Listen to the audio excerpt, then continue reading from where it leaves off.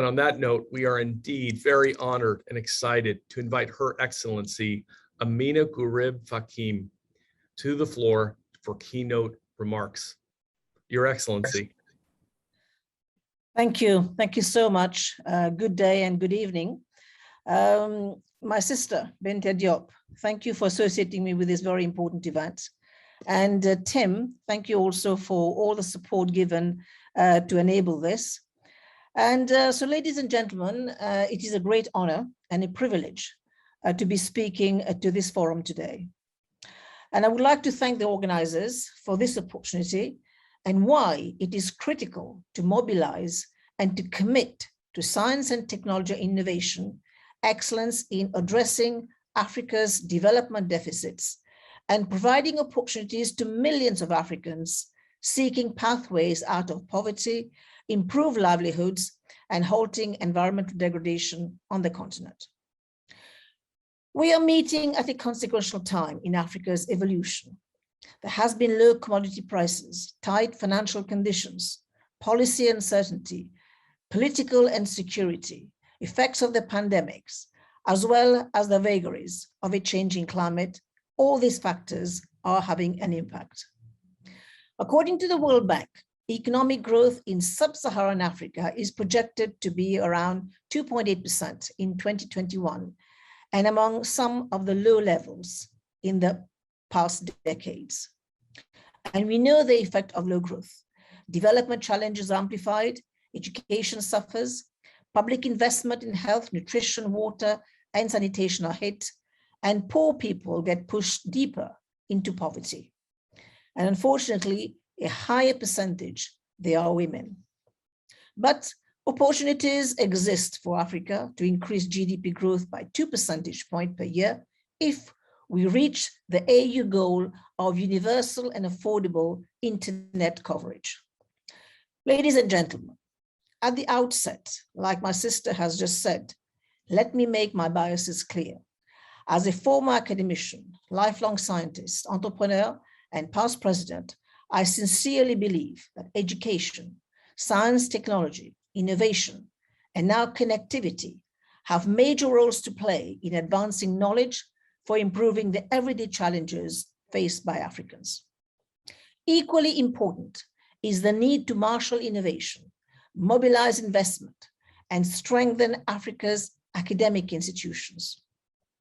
Tapping Africa's vast human, scientific, and innovation potential will require vision, sound policies, and investment backed by keen implementation capacity.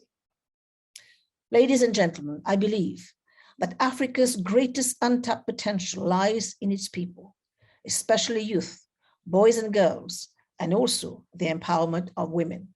Yet, unfortunately, the World Economic Forum Global Gender Gap 2021 is suggesting that only 14% of those working in cloud computing, 24% of engineers, and 32% of data and artificial intelligence professionals are women. Despite the growing demand for information and communication technology professionals, women, especially rural women, still trail their male counterparts in terms of pay, leadership roles, and representation in the digital sector. Many of the causes of the imbalance stem from social norms, stereotypes, and values cultivated in childhood and adolescence. Barriers blocking gender equality in the technology sectors arise early in life, with the lack of visible female role models in the ICT field playing a key part. However, the underrepresentation of women means their voices are absent from decision-making when it comes to designing our digital society. Channeling the tremendous reservoir of human capital to productive sectors and sustainable use of natural resources will not only offer unrivaled economic and social opportunities, but also mobilize youth to the urgent task of national and regional development. Ladies and gentlemen, for Africa needs to take a rightful place in a fully integrated global economy, and the conditions need to be created and sustained where a technically sound meritocracy can bloom, one that can connect the dots and accelerate the fight against myriad challenges requiring interdisciplinary approaches such as climate change.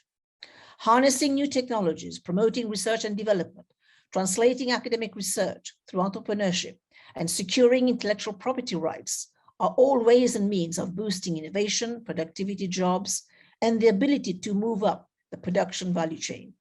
One of the dominating features of the 21st century is the remarkable growth and ubiquity of global communications affecting all facets of human endeavor. This surge in communication capability is unprecedented in human history. Our collective challenge is to mold those tremendous forces and bring them to bear on the common everyday problems facing Africans, especially rural African women, who are often left out of the equation. Rural women stand to gain and contribute so much more when their digital literacy is enhanced, especially as digitization has many diverse and dynamic applications. The moment an economy embraces digitization, it allows sustainable business models to be developed that cut across the whole economy. One of the most celebrated outcomes of digitization is how it has encouraged endogenous innovation across sectors of the economy. Women who have access to the internet become more effective entrepreneurs and better job prospects in the formal economy. They have access to health information, education opportunities, agricultural forecast, and so much more. Access to the internet gives women access to critical information that can help them lead the communities toward the SDGs. Without equal access to technology and the internet, girls and women are not able to equally participate in society. Holding back girls and women in this area affects every aspect of their lives. As a pioneer of the African Women Leaders Network, we recognize the role of the network in advancing digitalization in parts of the continent, especially at the grassroots level. Our lane, since its launch in 2017, has been advocating in different domains of its 6 pillars: peace and security, governance, agriculture, financial inclusion, social mobilization, and the youth.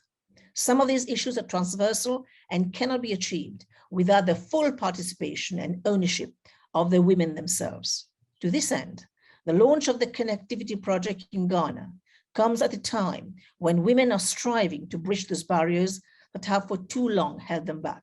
And as we know, connectivity has many advantages, and one of those being the increase in the efficiency of the work. The ICT sector is expected to remain one of the largest employment categories in the world. It is benefited that Africa starts leading as well as this domain and not following. And this begins with bridging the digital divide and allowing women and girls access to the internet. Africa is in the right path to digitalization. Call on partners and stakeholders to mobilize and support the continent's effort and in ushering it to this new phase of its development, and of course, through inclusivity. I thank you for your attention.